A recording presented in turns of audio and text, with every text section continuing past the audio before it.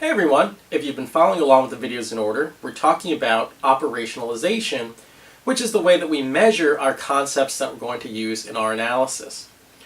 Operationalization involves, at the top level, an abstract concept we want to measure, defining that concept for a shared definition with the reader, moving down to a way to observably measure that concept, and then finally for statistical analyses, taking that observable indicator and coming up with a countable or quantifiable measure.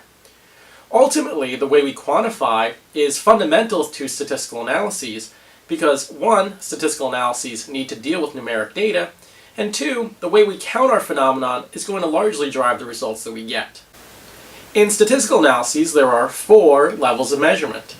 There is the nominal level of measurement, which is the process of assigning numeric values to unranked categories.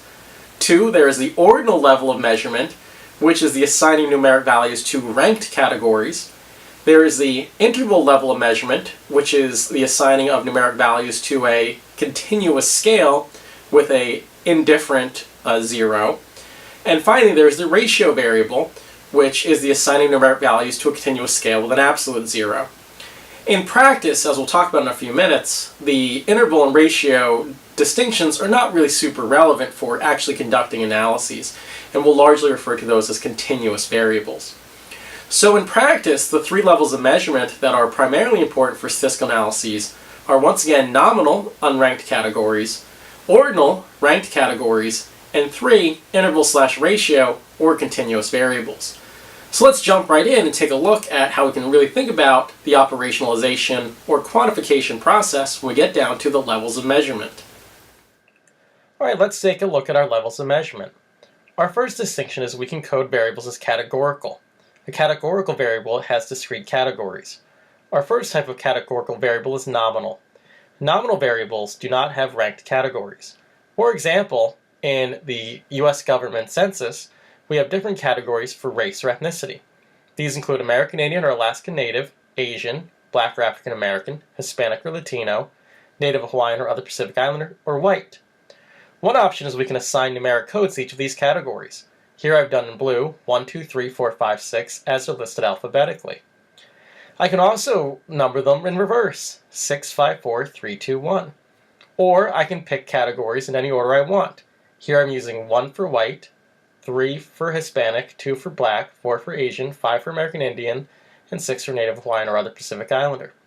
Or I can arbitrarily assign different numeric values to those categories.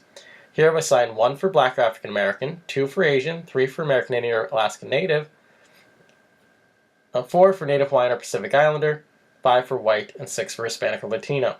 In each of these cases, every one of those coding schemes is acceptable. There's a special case of the nominal variable called the dummy variable or dichotomous variable. A dummy variable is a nominal variable that only takes on 2 values. Let's look again at our ethnicity categories. Here we can create a dummy variable by coding only one of the 6 categories. Here I coded a dummy variable first for white, coded 1 if the individual is white and 0 if the individual belongs to any of the other ethnic categories. Second, I coded a dummy variable for black. The same rules apply, 1 for black, 0 for everyone else. I could do this for each one of the categories, as I've shown here for Hispanic and Asian. The second type of categorical variable we could code is what is called an ordinal variable. An ordinal variable has ranked categories. Likert scales have ranked categories like strongly agree, agree, neither agree or disagree, disagree, or strongly disagree. Here we can code them anyway as long as their numeric values maintain that rank. So for instance, 1, 2, 3, 4, 5 would be acceptable, just as 5, 4, 3, 2, 1 would be acceptable. We can even use more arbitrary values. We could code strongly agree as 1000. We could code agree as 800. We could code neither agree nor disagree as 200. We could code disagree as 15 and strongly disagree as -5. In this case, the numeric values still maintain that order. What we cannot do with an ordinal variable is assign the numbers in an arbitrary order. We cannot assign strongly agree 5, agree 3, neither agree nor disagree 1, disagree 2, and strongly disagree 4, as it would imply that agree is higher than strongly agree. In addition to categorical variables, we can also code continuous variables. continuous variables can take on any value in the number line. Interval variables are continuous variables that do not have an absolute zero. Degrees Fahrenheit would be an example of a continuous interval variable because 0 does not represent the absence of temperature. Ratio variables are continuous variables with an absolute 0. Income would be a ratio variable since 0 represents the literal absence of money. We can use our SAT example to further illustrate the points of a continuous variable.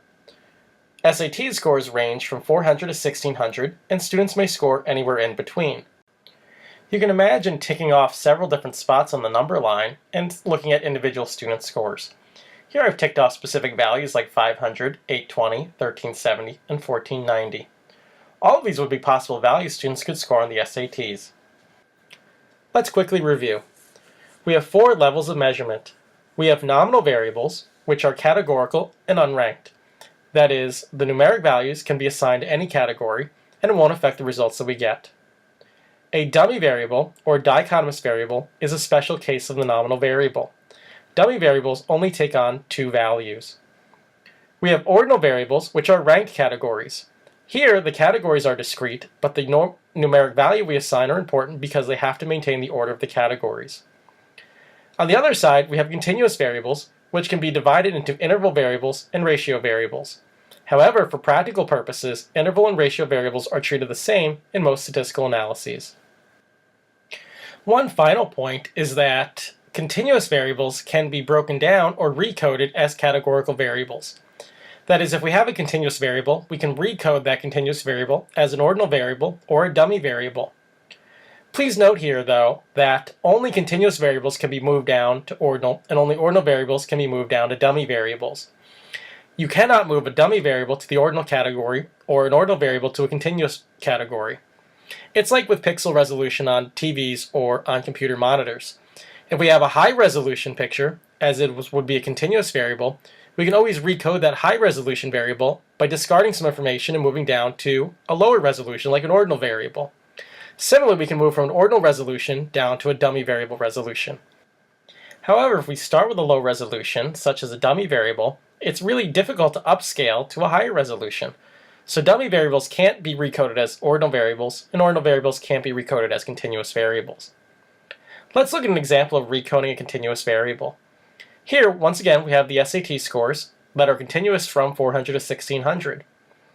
One possibility for an ordinal variable is to say any value between 400 and 800 will be recoded as 1, any value between 801 and 1200 will be recoded as 2, and any value between 1201 and 1600 will be recoded as 3. Now we have an ordinal variable rank of 1 low scores, 2 medium scores, and 3 high scores. You can, of course, pick out whatever brackets you want to recode into ordinal variable. Dummy variables work the same way.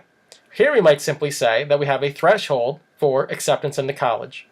400 to 1000 might be no acceptance for 0, and 1001 to 1600 might be coded as a 1, meaning acceptance. So as we talked about, the levels of measurement are critically important for the types of statistical analyses that we can conduct. Perhaps intuitively, the type of analysis that we would run on a nominal variable would be very different than the type of analysis we would run on a continuous or ordinal variable. Part of the purpose of this class and this series is to figure out what types of analyses we should run for our different levels of measurement, and then how to interpret those results to derive meaningful conclusions about the relationships in our data.